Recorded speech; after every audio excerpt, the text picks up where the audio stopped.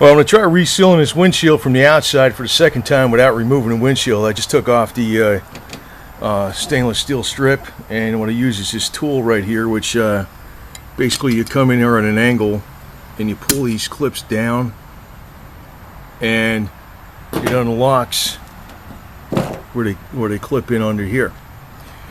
So I used some I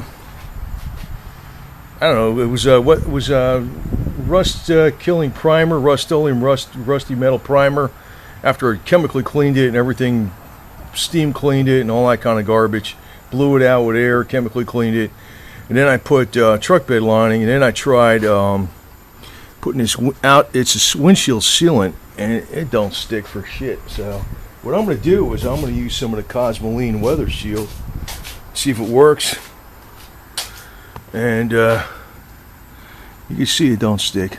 See this? Fucking bullshit. It's bullshit. Total shit. So I'm going to take that out of there with a little pick, blow it out with some air with this thing, and chemically clean it. And I'm going to try to put some Cosmoline in there. I bet you the Cosmoline will stick, because that sticks to anything. Plus, it doesn't get like this. This shit was bullshit, and it was supposedly rated really good. I think it's garbage, because that was all chemically cleaned and everything when I put it on there. So shouldn't have done that inside of like what, a couple months. So anyway, by the way, I got another problem with my Sebring, and probably needs an engine. It's got a leak in the oil in front. It's not from the valve cover gaskets, it's not from the cam seal, it's not from the oil pan, it's not from the crank seal. It's probably come from the head. And I'm hearing all this valve train noise. I heard it the other day, last week, and then it disappeared after 4 minutes. And then I drove it like 150 miles. It was fine. Then I decided to do the stuff with the rear valve cover and all that stuff, and the intake manifold. And then when I started it up, and I used it for, I started up for about 5 minutes after that, perfectly quiet. So next day I jumped in the car, valve trains rattling like crazy. So I changed the oil, and I don't know, I sprayed stuff, and I don't know, I think it's, but it's leaking oil from I think either the head gasket or the block. So I'm not sure if I'm going to keep this car, but I might. But it's going to require me taking the engine out of the bottom, and it might get a 3.0 in it instead of a 2.5 replacement. You can put a 3.0 in it. So if I do that, you'll see some videos on that, which means it's like you can't use an engine hoist, but I got these jack stands that go lift the car way up. You got to actually have a car hoist, but I got these really big jack stands that probably get it up high enough. I'll have to take off the bumper, the grill, the radiator, all the air conditioning, and drop this shit from the bottom, and it's not going to be an easy job. I looked in the book, it says not for a novice. And if you want to change it on a coupe, no problem. If it's on a convertible or sedan, not for a novice. So we'll see. Might be doing that, I don't know, unless I resolve the problem. So I just want to tell you in this video, I might be doing that sometime in the future, because I always did want a 3.0 in this instead of the 2.5.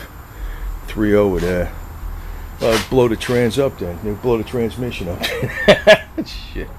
One thing after another, man. But I guess I don't have to go in serious mechanic mode and start getting, doing this shit like all out. Well, here's the stuff I'm going to use, and since I'm going to start going in mechanic mode, I'm drinking a lot of liposomol vitamin C. Shit, I'm going to need it. God. Anyway, see how this works out.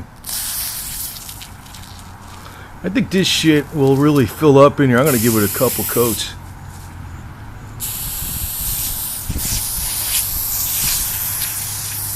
Because this stuff is thin like water.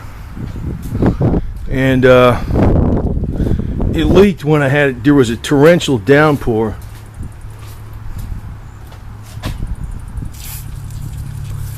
This stuff should be as thin as the damn water, so it should get in there, and then it should really seal it. Wherever the damn water goes, this should be able to go. Just curious how far this sprays. Oh, that's pretty good, because that'll get up in those wheel wells. Oh yeah.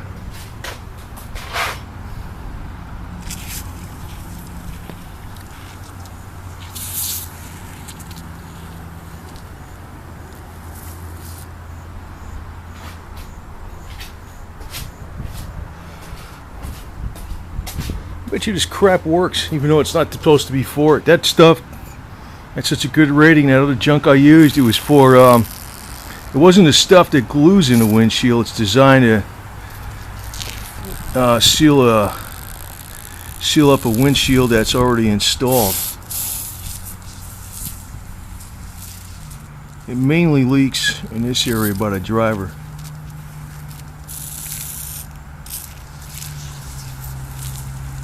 This stuff is so thin, it should get in there.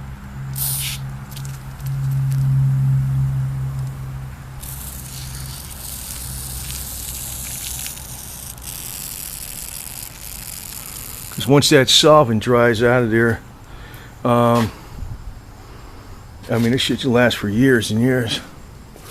So, give that a shot, see how that works out. I'll update and see how that works out. I think it'll be okay. I'm going to put a few coats of it on there, but it's a Cosmoline Weathershield. So I'm going to probably go vegetarian and start drinking a lot of this stuff, because I'm going to need a lot of energy if I got to pull an engine out of here. I'm going to actually double check the timing belt and all that other shit. I mean, it looked fine. I took the cover off. It looked like everything's fine. The marks are all lined up. And there's some kind of oil leak on this bitch, and it's not the valve covers, it's not the freaking cam seal, it's not the cam crank seal, it's not it's probably the head gasket or something, or coming out of the block or some shit. So freaking engine. And I heard the 3.0 gives you better mileage than the 2.5. I believe that's the one they should have had on this stupid thing all the while. 200 horsepower even, and oh, whatever.